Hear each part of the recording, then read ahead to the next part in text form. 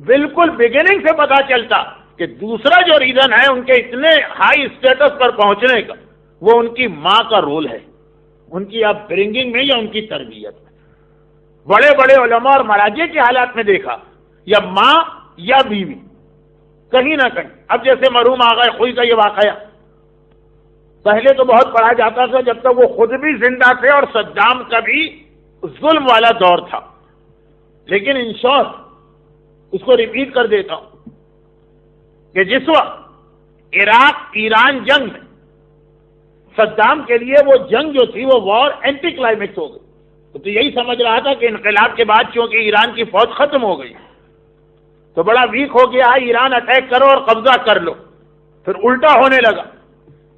تو وہ ادھر ادھر ہر جگہ ریکویسٹ کرتا پھر رہا تھا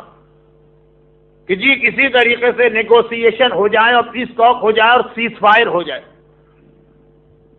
یو این او بھی بیچ میں پڑا اور اسلامک کانفرنس بھی بیچ میں آ گئی اور سعودی عرب بھی بیچ میں آ گیا اور پاکستان بھی بیچ میں آ گیا، کہاں کہاں نہیں گیا۔ تو اس میں خصوصیت کے ساتھ صدام نے یہ دیکھا کہ اس وقت بھی شیعہ دنیا کا سب سے بڑا عالم اور مرجع مرحوم آغا خوئی اس کے اپنے ملک میں ہے، عراق میں۔ ایک عجیب شخصیت ہے آغا خوئی، دوست تو مانتا ہی تھا، دشمن کو بھی بہرحال ان کی رسپیکٹ کرنا پڑتی تھی۔ مجھے اب تک یاد ہے نیو یارک ٹائمز نے جو آغا خوئی کے انتقال پر آرٹیکل لکھا، اس میں جملہ تھا کہ اس وقت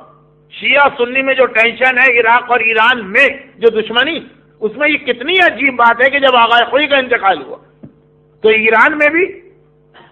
وہ تو ہے ہی خیر اپنا ملک، وہاں بھی 40 دن کا سوگ منایا گیا، اور صدام کو بھی زبان سے تو اعلان کرنا پڑا کہ 3 دن کا آفیشیل سوگ عراق میں منایا جا رہا۔ تو صدام نے سوچا کہ یہ میرے ملک میں ان پہ پریشر ڈالتا ہوں، اتنے ضعیف آدمی اور اتنا میں نے ظلم کیا، دنیا میرے ظلم کو دیکھ رہی، تو ان کو تھریٹ کروں گا۔ چنانچہ نجف کے گورنر کو بھیجا گیا آغا خوئی کے پاس کہ ان کو جا کے، اب ایک ڈپلومیٹک وے ہوتا ہے کسی کو تھریٹ کرنے کا، کسی کو کھلم کھلا کیا جاتا ہے، کسی کو ایک ڈپلومیٹک وے میں۔ وہ گئے وہاں پہ اور جانے کے بعد یہ ڈیلیگیشن گیا تھا اور آغا خوئی سے جب ملاقات کی تو وہی ڈپلومیسی کے تحت کہ آپ کی شخصیت اس وقت پورے عالم اسلام میں سب سے سینئر اور سب سے زیادہ آپ کی رسپیکٹ ہوتی ہے، اور یہ آپ دیکھ رہے ہیں کہ مسلمان آپس میں لڑ رہے ہیں اور جنگ ہو رہی، تو آپ اس کے اندر انٹرفیئر کریں اور اسے ختم کرائیں۔ تو آغا خوئی نے بہت ہی نرمی کے ساتھ، جو ان کا ایک اسٹائل ہے پولائٹ اور سافٹ اسپوکن، یہی کہا کہ جب جنگ شروع کی تھی اس وقت تو کوئی پوچھنے نہیں آیا،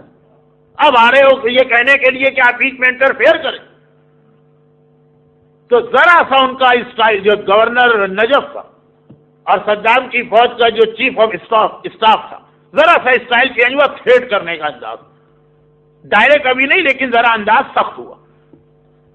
جو آغا خوئی کے اس وقت وہاں ساتھی بیٹھے، یہ بعد میں کراچی آئے تھے، میں نے ان سے ڈائریکٹ یہ بات سنی، بیچ میں کوئی اور وسیلہ واسطہ نہیں، وہ اس وقت وہاں بیٹھے تھے اور کراچی میں جب آئے تھے اور میری ان سے ملاقات ہوئی تھی، انہوں نے یہ بتایا۔ اس وقت آغا خوئی کی ایج تھی 85،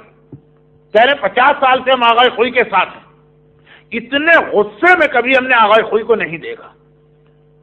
چہرہ اتنا سرخ ہو گیا کہ ہمیں لگا کہ کہیں اسکن میں سے خون نہ نکلنے لگے۔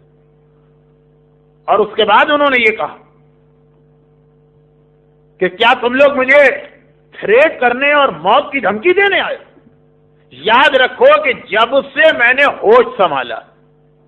85 ایئرس کی ایج میں کہہ رہے ہیں کہ جب سے میں نے ہوش سنبھالا، یعنی کم سے کم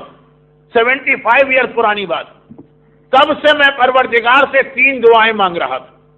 الحمدللہ خدا نے میری 2 دعائیں قبول کر لی ہیں، اب میں تیسری کا انتظار کر رہا ہوں۔ کوئی میں سملر نہیں قرار دے رہا ہوں، لیکن اس ماہ مبارک رمضان کی ان ڈیٹس میں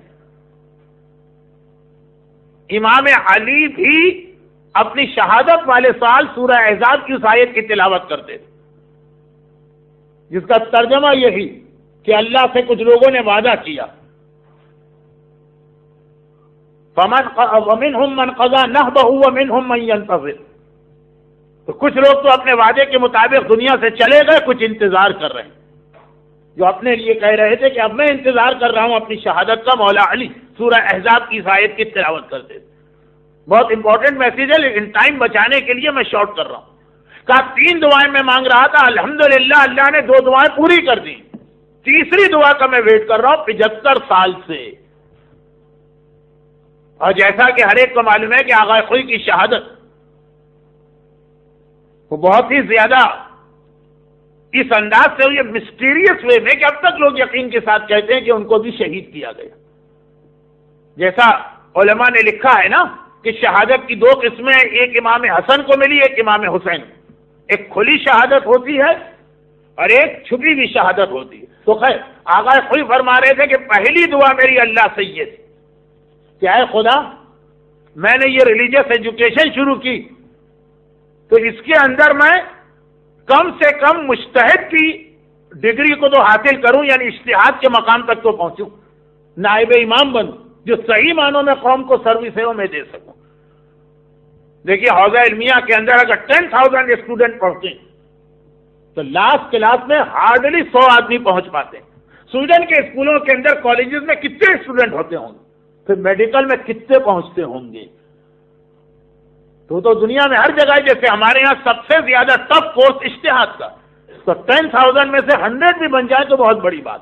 لیکن دعا یہ تھی کہ میں ون آف دیم. آپ حجت الاسلام مولانا مقبول احمد صاحب سے پوچھیے گا، جو اسی حوزے کے آدمی، 50 سال وہاں لوگ اسٹوڈنٹ ہیں لیکن نہیں بن پاتے مجتہد. کیونکہ مجتہد کا مطلب ہے کہ یہ امام کا نائب بننے جا رہا، تو خالی پڑھنے سے نہیں ملتا ہے جب تک کہ خود امام زمانہ کی اٹینشن بھی نہ ہو.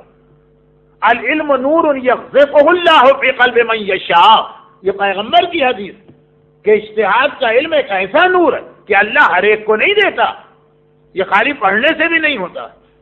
اب میری دعا تھی کہ جو میرا ایک ٹارگٹ ہے یہ مجھے ملے. جیسے میڈیکل ہے، اس میں تو آدمی نے بہت محنت کر لی، ٹارگٹ اچیو کر لیا. اجتہاد ایسا نہیں ہے، جتنی بھی محنت کرو اس کے ساتھ ساتھ امام زمانہ کی طرف سے بھی اپروول ہو تو جا کے آدمی مجتہد بنتا ہے. تو خیر دعا قبول ہوئی، اور ایسی قبول ہوئی کہ پوری شیعہ ہسٹری میں 1200 سال آغا خوئی ٹاپ آف دا لسٹ مجتہدین میں شامل ہوئے. دوسری دعا